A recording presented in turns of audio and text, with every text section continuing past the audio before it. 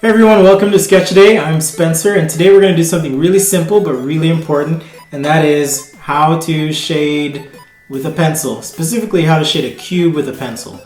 I'll be using a Prismacolor pencil. If you want to pick some of these up, you can use the links below, and I'll be using marker paper as well. You can also find that in the links below. So let's get started.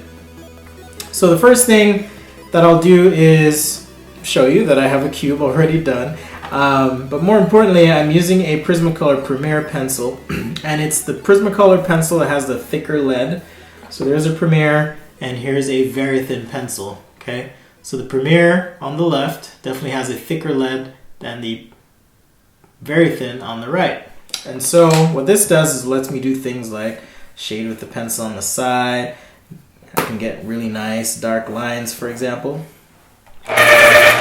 So in this case, I'm trying to get a nice subtle shade, okay, with my pencil. So most of my shading is going to be done with the pencil on the side. Now, because nothing is perfectly sharp, meaning these edges as they meet together, it's kind of like my knuckles here where there's a nice round to the knuckle, okay?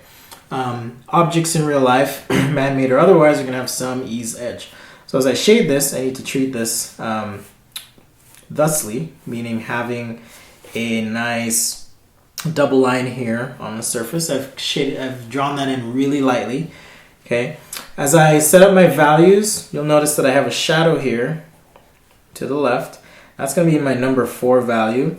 And so what this is telling me by the shadow being on the left is that my light source is coming from the right. So my value on the top surface is going to be a 1. I'm going to have a 2 right here and a number 3. Okay, and what I mean is if this is my 1, this might be my 2, this might be my 3, and then I would have a number 4 for value. So being able to create a scale with this value system is super helpful. Now, with objects in real life that have three-dimensionality, there is a phenomena that happens, which is when a surface changes direction, there is a change in value on that surface. So as I'm shading this in nice and light with my very light pencil strokes here, okay, I want to kind of create a gradient from back to front, okay? So even though this is my number 1 value, as I'm shading this in, I want to create a nice gradation from back to front. So you can see now I have a nice gradient from back to front on the top of my cube. On this edge, I'm looking at my number 2 value here, and so now I can apply a little bit more pressure.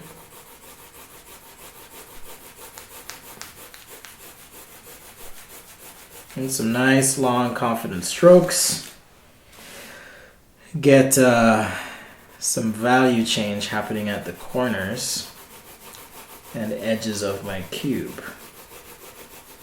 And if you're wondering a little bit more about why the cube value is gradated on the side of this cube, you can take a look at my video, or videos rather, about how to shade a cube with marker.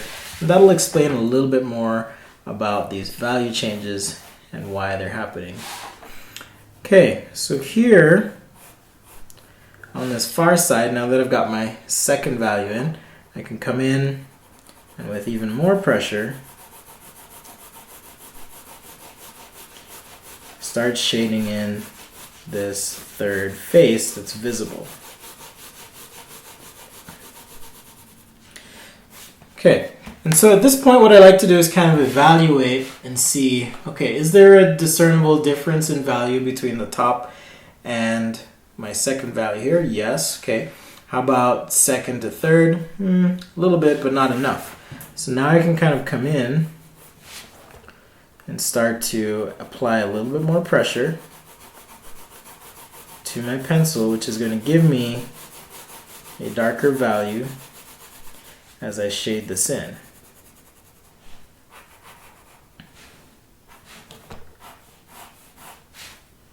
Okay, And I want to push that even more, so I'll come over here again.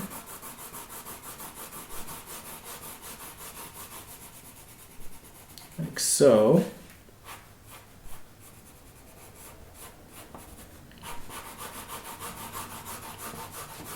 Okay, so now I have a definite value shift from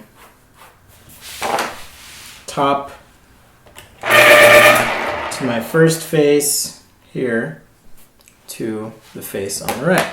So what about these edges? Well, these edges, if I were to zoom in really closely, I can kind of treat them like I would a cylinder. And we've talked about rendering a cylinder before. If you want to check that out, you can look at my video about how to shade a properly lit cylinder. In any case, what I get is a shadow core as light passes the round of this cylinder. And I'm going to get a highlight, okay, somewhere over here. I'll get a highlight, okay. So if I were observing this cylinder, I would see a shadow core and highlight. So what does that mean for our edges? Well, right at this transition point, instead of drawing a line, I'm just going to kind of work ever so lightly the value. Let me zoom in so you can kind of see here. Just kind of work this edge so that I get a very subtle shadow core happening on that edge. And I'm going to do the same thing down this face, okay? And now, in between those two values, just kind of work the shading just a little bit.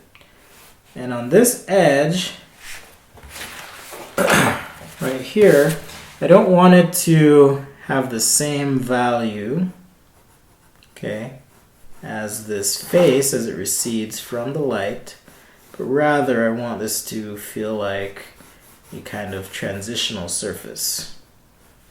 All right, so just a little bit of pencil over that will help that read. Same thing on the top here.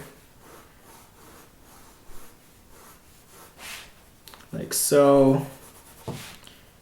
And on the very top surface, just ever so lightly, okay? Ever so lightly shading it with my pencil. Now, since this is a value shading and lines don't really exist in real life, that's just a construct we use to show the limits of an object, I'm going to, with my pencil, okay, some value shading here, kind of blend in from this back edge toward the front. Okay, and this is where I would kind of see the limits of the cube.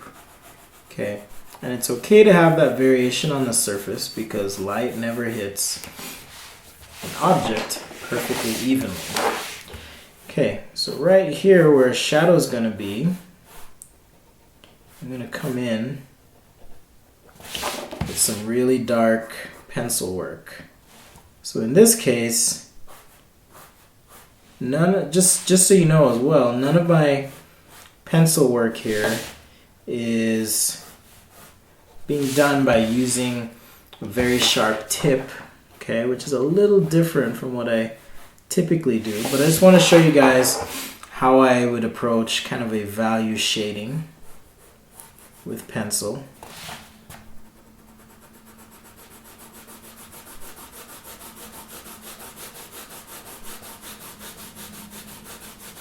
And something to be aware of is that as you shade with pencil, your pencil will pick up the texture, okay, of the paper that you're on. So I can tell I'm running pretty low on my marker paper. I'm starting to pick up this cardboard texture on the back, but that's okay. Sometimes you get a nice effect that way if you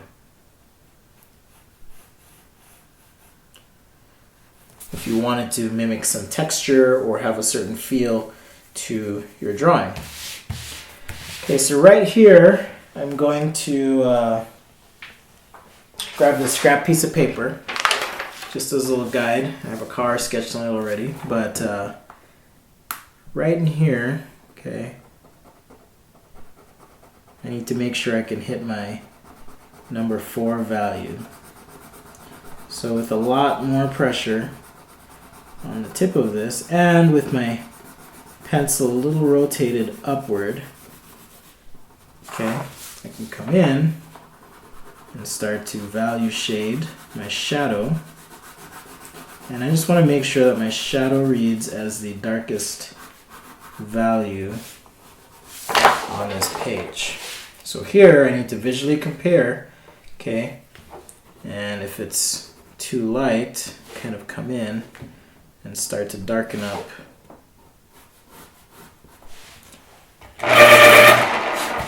my shadow here.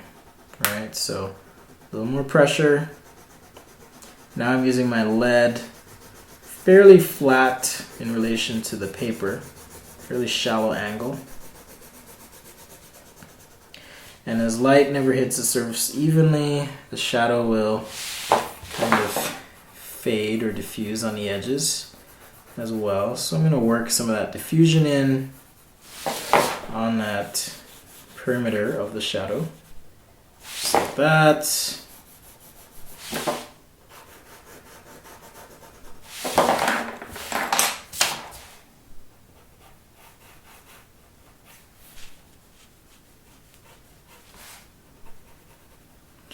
Okay, so a little bit different for you guys here, a little bit different flavor, dropping bombs on you of how to shade with pencil.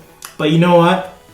This is really important stuff. If you can understand how to create or recreate three-dimensionality using simple tools like even this pencil, it'll really empower you to do some really cool stuff in your drawings, okay?